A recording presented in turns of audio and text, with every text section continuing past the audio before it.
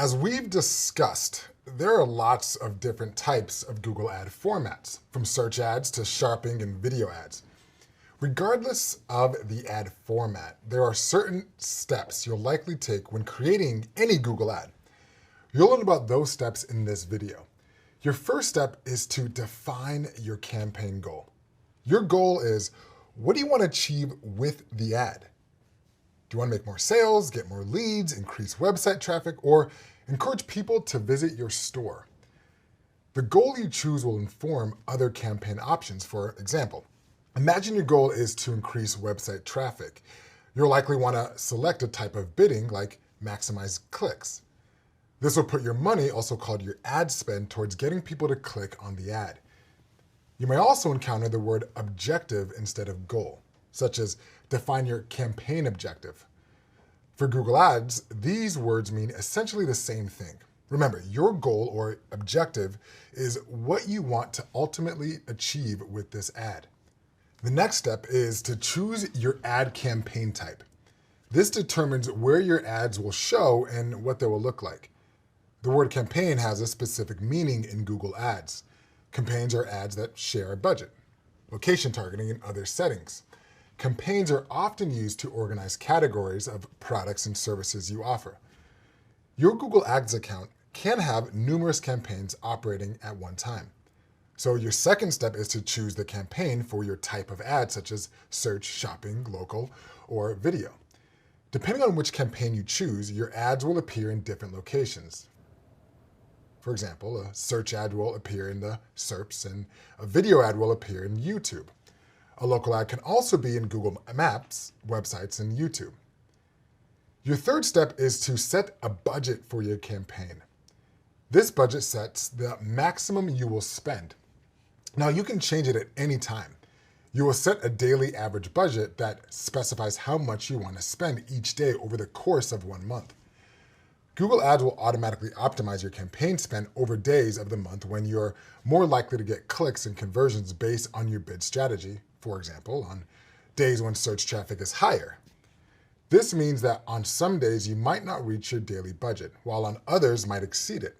However, you will never exceed your monthly spending limit. The fourth step is to choose your bidding strategy. If you select a campaign goal, you'll see a recommended bidding strategy. Google Ads allow you to choose your bidding strategy to ensure that your campaign is designed to meet your specific goal. For example, you might choose to focus your bidding on conversions. You can also select an automated bidding strategy. Many automated strategies use machine learning to improve ad performance. For Google Ads, think of machine learning as a set of software instructions that try to help the ad achieve its goal. An automated bidding strategy takes a challenge and guesswork out of setting bids to meet your performance goals. In an automating bidding strategy, Google Ads sets bids for your ads based on the ad's likelihood to result in a conversion or a sale. The machine learning software in automated bidding strategies learn as they go. As your ads get served to more people, the bid performance informs future bidding amounts. The next step is to select your audience targeting. Targeting helps define how narrow or broad your audience targeting will be, which is deciding who you would like to see your ads. With no targeting, your ads will have the widest reach. Narrowing the targeting of your ads lets you reach the specific customers who are interested in what you have to offer. Remember, your customer personas? Now is the time to put them into use. Common forms of targeting in Google Ads include keywords, audiences, locations, topics, and devices. While you can use the Google Ads tool to get ideas for targeting, typically, you're planning to determine these options before creating an ad. Planning ahead of time avoids making mistakes in the ad creation process. The sixth step is to actually just create your ad. The primary text ad format is responsive search ads, and they're composed of several headlines, descriptions, and a landing page URL. The engines then automatically test different combinations to determine which performs best. Don't forget, creating your ad is only one part of converting a potential customer. Your landing page needs to deliver what the potential customer expects to see when they click on your ad. Now, if they click on an ad and are confused by the landing page, you may lose that potential customer. The seventh step is to set up your conversions. To know if the ad is successful, you must learn if the potential customers are turning into paying customers. Conversion tracking can help track the actions that you want customers to take on your website. By tracking this data, you'll be able to assess the effectiveness of your ads, targeting, and overall campaigns. One way to track conversions is through a tool called Google Analytics. To track conversions, you'll connect Google Analytics directly to your Google Ads account. You'll learn more about Google Analytics in a course later in the program.